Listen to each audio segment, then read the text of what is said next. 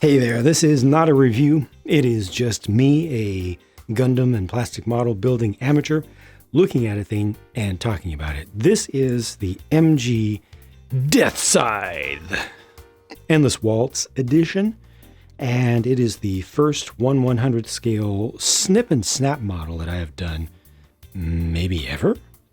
By snip and snap, what I mean is I opened the package, I looked in the instructions, I followed the instructions, simply cutting the parts out and putting them together. No detailing, no panel lining, very little, almost no special finishing of the nub marks or anything, almost no sanding and filing, just a little bit, a few spots I did it, but almost none of that. Just straight building, practically speed building is what it felt like. Got this done in like a quarter of the time that it usually takes me to do just the basic stuff for an MG kit. And the reason that I got this in the first place, also the reason that I only snip and snapped it, is that this is purely a kit bash donor for me. Yep. It's not going to stay like this for long, which is exactly why I wanted to be sure to get this video to record its existence in my life for a bit. Now, this has some quirks. First of all, I don't like it. I just don't. I also don't like. I think the hell version of it is better, in my personal opinion. It's just more interesting to me. Still not the biggest fan of that one. I also don't like Sandrock. I don't know. Hey, and I'm not trying to insult anybody. I'm just telling you how I personally feel. I think that these toes are redonkulous. They are kind of dumb to me. I'm fine with high heels. These aren't even that high. I'm fine with high heels on Gundams. They can work. But this toe, that does not work to me at all. No, I don't like it. No, sir. I don't like it. So those will be coming off. The kneecaps are kind of interesting, I suppose.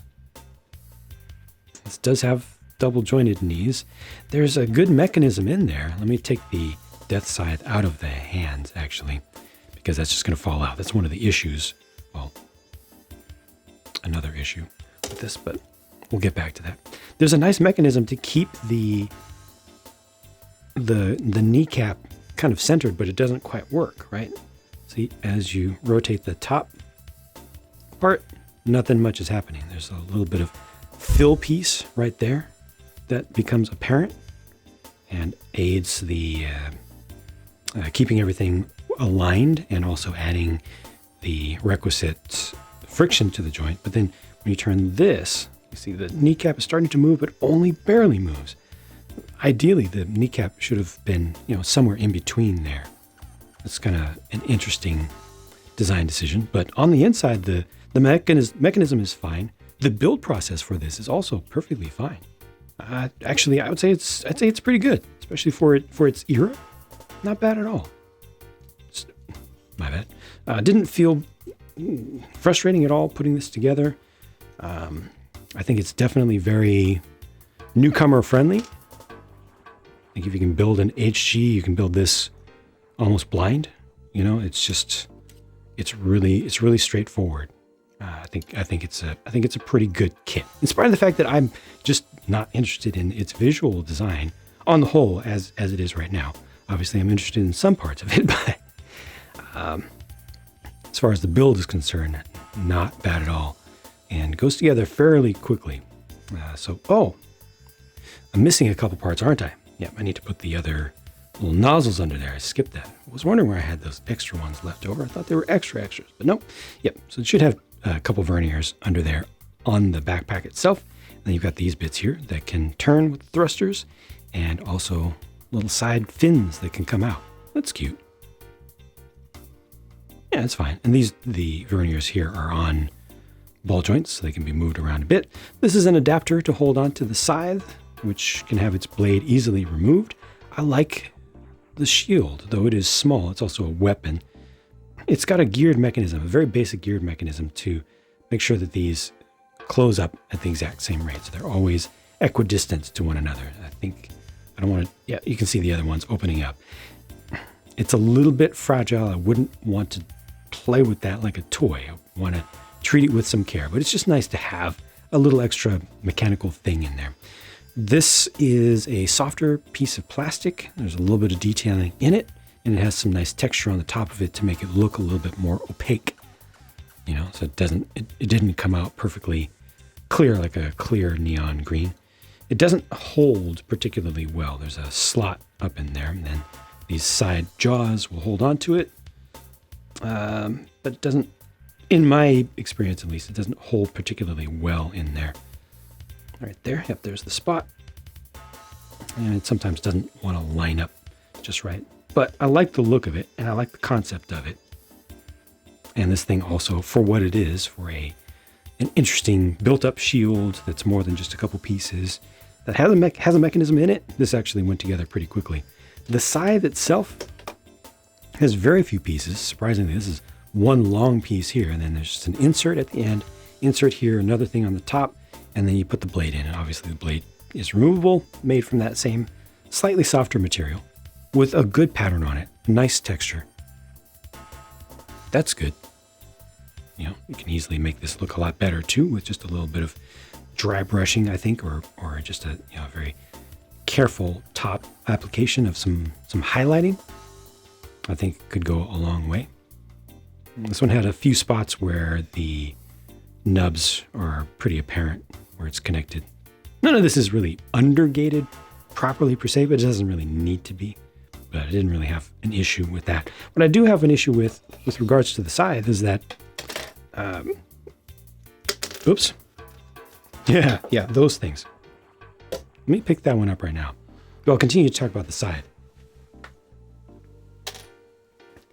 It's heavy, especially at the end, as plastic pieces go. Because this is pretty solid and thick, it has some length to it.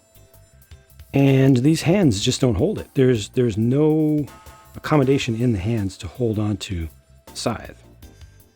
You have to hold it with two hands. See, this is just going to slip and fall. So you have to hold it with two hands, and it's basically just going to be kind of sitting there. It's going to be resting. The thumb, which is able to articulate, doesn't have a good hold on anything, and there's just not a lot of friction in there. So some poses might be a little bit difficult to do. That default pose of having this over the shoulder is really easy to do. You just break the entire hand apart. No, I've actually encountered that a few times getting it to pose, but I didn't find it to be that big of a problem. Wow, this is not because of the snip and snap thing. I did not cut off extra material on here. It's actually assembled just fine. If anything, there's a little bit of excess material, but yeah, this does rely heavily on polycaps. And Gundam wrists are pretty actually well known for being kind of loose. Also, these little comma flaps are as well. We'll get to that in a second. But yeah, the thumb is not able to really grab onto anything, but for over the shoulder, just kind of get it into a pose where the hand will roughly be there, and then just let gravity pull down in the back. It doesn't even have to really grab right here. And similar thing for double-handed poses, I think, will be ideal for it. Okay, so these things are a pain on so many Gundams that I've encountered so far. It's worse on this. Those just fall off so easily. The side ones are good. The rear ones are terrible. Front ones are not too bad. I think this one was a little bit looser. No, they're about the same now that they've kind of settled in temperature-wise and everything. Side ones are good. The rears, not happy with that at all. A little bit of articulation in the torso, sorry about that, is good. I don't think it had the side to side, just the front to back. The shoulders have that extension capability, which is good. So you got to push the parts back in, no big deal. The head design is fine, pretty simple, but it does leave a fairly noticeable gap in there. So that's definitely a spot that's good for gap filling for folks who want to get into that. It's a place where you'll really notice the difference in the finished model if you do go ahead and gap fill it. I'm aware of many gap filling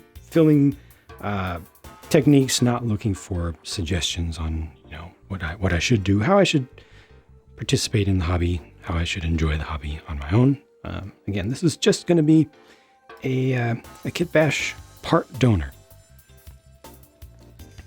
Overall, again, it was fine to build. If you like the look of it, I do recommend trying it out. Just beware that there are a few parts on it that don't hold completely as strongly as you might want by default.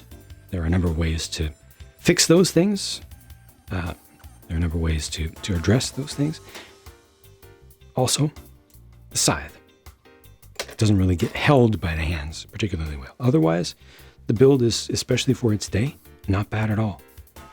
Color separation is very good. I think this makes for a fine beginner to low intermediate level kit for folks to assemble. And again, if you like the look of it, it's pretty solid for that. Now, I have not put any of these on. A number of stickers. Yeah, these are stickers and dry transfers. So many people don't know about dry transfers. Yeah, dry transfers are not fun. If you don't like stickers, you're not going to like water slides. If you don't like water slides, you're really not going to like dry transfers. They are the worst. I've applied lots of them. I'm perfectly fine at applying them, but I still have trouble every once in a while. But the number of stickers is incredible on this, because each one of those is its own. This is like a Verkot level of stickership. Imagine that. Each little one is its own thing. So obviously I didn't put those on because, well, my model is going to get painted and cut up and twisted into other things, but you'll see that when it's done. But again, for now, I just wanted to be sure to get this recorded in its stock form and talk about it a little bit. Again, I'm not a Gundam master. I'm a Gundam amateur at best, but I'm not looking for anybody to try to remote control me and tell me, well, what you should do is get this. What you should do is get this. No, I should continue to enjoy the hobby, just like I've been doing, learning it at my own pace, getting exactly what kits I personally want, and yeah, having a good time with it, and having a lot of good chats with folks over on Twitch during the live builds, which are usually on Sundays and Mondays. So thank you for watching, and I'll talk to you again soon. Bye for now.